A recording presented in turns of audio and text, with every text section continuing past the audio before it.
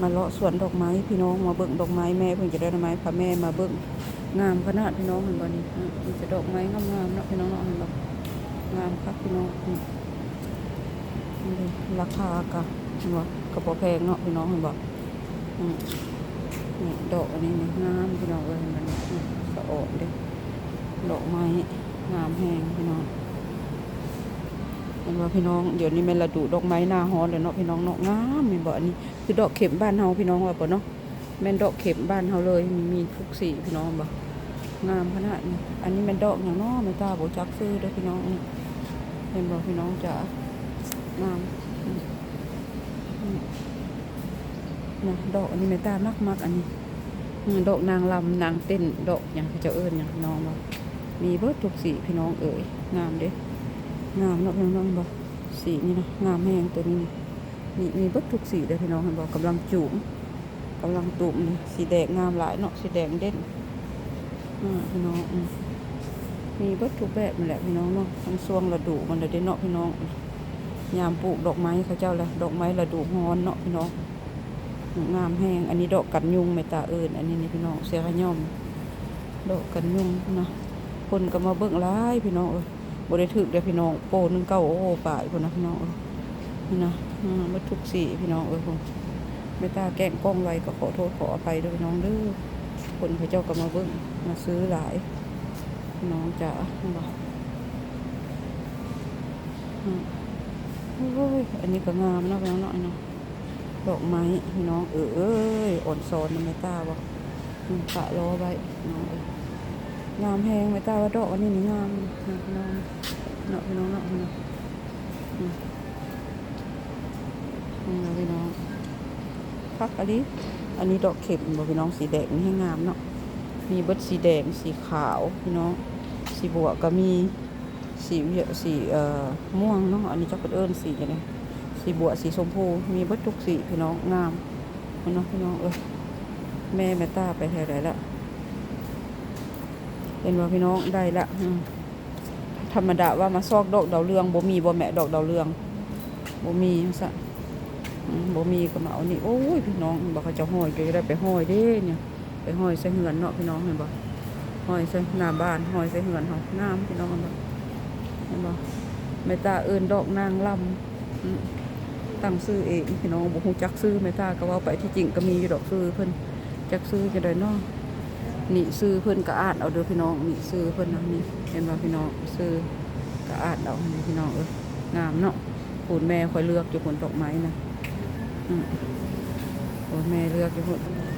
พี่น้องนี่ก็งามงามแห้งพี่น้องเห็นบ่พี่น้องธรรมดาว่าหมาดอกดาวเรืองเก็บเอาเดี๋ยวสีอันน่ะโป้ละพี่น้องเห็นบ่แม่ค่อยหันเอาอันนี้เป็นดอกทานตะวันเนาะพี่น้องเบี้ยน้อยเบี้ยเตี้ยนะพันเตี้ยพันน้อยเนาะดอกทานตะวันพี่น้องงามเบิดนี่แหละพี่น้องจ๋ามีดอกอันนี้ขาวพี่น้องดอกจักดอกอย่างนะอันนี้พี่น้องอันนี้ดอกหอนไก่เห็นบ่พี่น้องนี่เนาะดอกหอนไก่เห็นบ่พี่น้องงามเด้เห็นบ่สีสันคักเนาะพี่น้องงามแห้งดีนี่บ่ดอกเข็มพี่น้องสีแดงแล้วไม่ตามักแห้งเนาะพี่น้องงามบ่สีขาวก็งามเนาะพี่น้องเนาะนี่เห็นบ่พี่น้องเลยงามคักนี่พี่น้องอันนี้ก็งามเนาะพี่น้องเนาะนี่นะงามแห้งอีหลีพี่น้องมึงเด้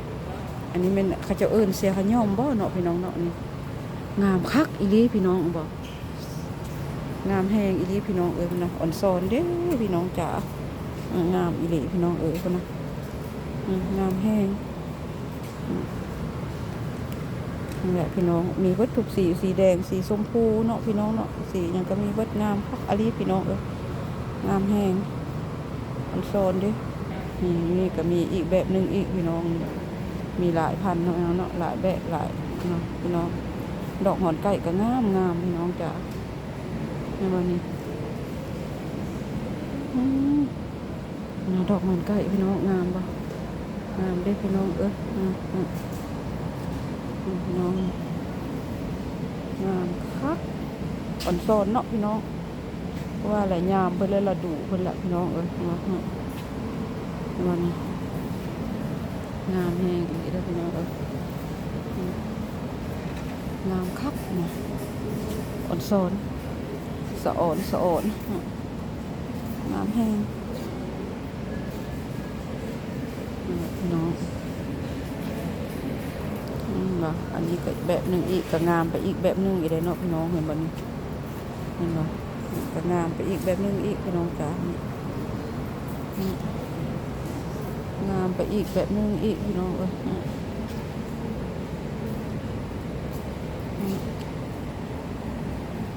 เห็นบ่พี่น้องคนเจ้าก็มาเลาะเบิ่งโอ้พี่น้องเอ้ยงามแห้งอีได้คนนะพี่น้องสะอดนะพี่น้องเนาะคนนะงามแห้งคักพี่น้องตาถ่ายหูไปเบิ่งพี่น้องงามอีดีนี่เนาะพี่น้องรุมก็งามงามเห็นบ่งามเนาะพี่น้องเนาะดอกอันนี้นะเห็นบ่อ่อนโซนพี่น้องเป็นตาสะอดได้นี่บ่งามคักตัวคือมางามแต่พี่น้องเห็นบ่งามแห้งอีดีแม่ตามักขนาดเลยแม่แบบซี่ก็งามได้แม่ตั้งใส่หน้าบ้านน้องโป้เท่าไหร่นี่นะแม่ราคาก็งามพี่น้อง26ยูโร27ยูโรพี่น้องเห็นบ่พี่น้องราคาเพิ่นงามคือกันพี่น้องสมพองามแห้งอยู่พี่น้องราคาก็งามเนาะสีขาวก็งามเห็นบ่พี่น้องงามคักอะดีพี่น้องโอ้ยเห็นบ่พี่น้องเดี๋ยวนี้นะพี่น้องคอนโซลเด้งามเด้พี่น้องจ๋านั่นแหละพี่น้องงามเนาะพี่น้องงามนี่พี่น้องคอนโซลเด้สบายดีพ่อแม่พี่น้องเบอร์สุขุสุขมเด้อสมองสบดเด้อพี่น้องเด้อพาแม่มาซื้อดอกไม้พี่น้องที่จริงเราเพิ่นเอาแต่ดอกดาวเรืองสุดท้ายแม่ตาเพียงให้เบิ่งนี่เด้อพี่น้องสุดท้ายเต็มล้อ เต็มล้อแล้วพี่น้องมาเบิ่งดอกไม้พี่น้องจ๋านี่แม่ตาให้เบิ่งเด้อพี่น้องเด้อบ่พี่น้องว่าบ่เอาอย่างหลายดอกลูกเอาดอกดาวเรืองซื่อๆไปปลูกจักน้อยว่าซั่นสุดท้ายมาเต็มล้อพี่น้องเด้เนี่ยเต็มละทางถึงพี่น้องข้างบนเต็มละใส่ลุ่มแล้วได้บัดนี้ ลุ่มก็สิเต็มโอ้ยเป็นอย่างนี้แหละพี่น้องคันได้มาอะไรกับแม่นะอันนี้ก็งามพี่น้องเห็นบ่นี่พี่น้องจ๋างามเนาะพี่น้องเนาะเห็นบ่จะเฮ็ดงามขนาดพี่น้องบ่นี่นี่พี่น้องงามคักอะดีพี่น้องงามแห้งเนาะพี่น้องเนาะงามทุกสีเลยพี่น้องจ๋าเห็นบ่พี่น้องอันนี้ก็เป็นดอกหอนไก่เนาะบ้านเฮาเพิ่นแม่นบ่พี่น้องดอกหอนไก่แม่นบ่คือว่าดอกหยังไม่ตาก็บ่จักพี่น้องเห็นบ่พี่น้องจ๋างามเนาะพี่น้องเนาะอ่อนโซนเด้พี่น้องอ่อนโซนต้นไม้คันยามนี่มาแล้วยามร้อนก็มีดอกไม้ฤดูร้อนพี่น้องยามหนาวก็มีดอกไม้ฤดูหนาวเนาะขอโทษพี่น้องว่าผิดพลาดประการใดก็ขอโทษขออภัยด้วยพี่น้องเด้อเห็นบ่พี่น้องจ๋างามอันนี้ก็สีขาวแบบนี้ก็มีได้พี่น้องเสียหันยอมบอกคนอื่นดอกยังบอกพี่น้องแบบใบดอกเบ็นดอกใส่ซอยเนาะพี่น้องเนาะบางเห็นไหมพี่น้องนี่พี่น้องเห็นบ่นี่เป็นแบบซี่พี่น้องดอกใส่ซอยเนาะอันนี้กำลังกระแม่นอันนั้นแหละพี่น้องกำลังปลูกยังบ่ทันมีดอกเนาะพี่น้องจ๋าอันนี้ก็เป็นต้นมักพริกเนาะพี่น้องต้นมักพริกต้นมักแตงมักเพิ่นบอกก็ไม่ตาก็บ่จักเนาะสงสัยต้นมักแตงบ่พี่น้องต้นมักบ่ต้นมักพริกก็มีพี่น้องบ่มักพริกก็เป็นมักพริกแบบบ้านเฮาได้นี่พี่น้องบ่อันนี้แบบมักพริกบ้านเฮาบ่พริกบ้านเฮาเนาะพี่น้องเนาะเบี้ยมักเล็ดมันหยังก็มีเครื่องปลูกของฝั่งเพิ่นพี่น้องบ่อึดเนาะพี่น้องเนาะเบี้ยมักเล็ดนะแม่เขาก็เบิ่งดินเพิ่นอยากเบิ่งดินอันหยังพี่น้องเอาสำหรับคลิปนี้แม่ตาก็สิขอจบภาพจบบรรยากาศไว้เพียงสำนี้เด้อพี่น้องเด้อพอกันใหม่คลิปหน้าเนาะพี่น้องเนาะสำหรับท้ายคลิปนี้แม่ตาก็ขอกล่าวคำว่าสบายดีพี่น้องเป็นบ่สอนดอกไม้นำกันบ่พี่น้องงามเนาะพี่น้องเนาะ งามแห้งอีหลีเด้อพี่น้อง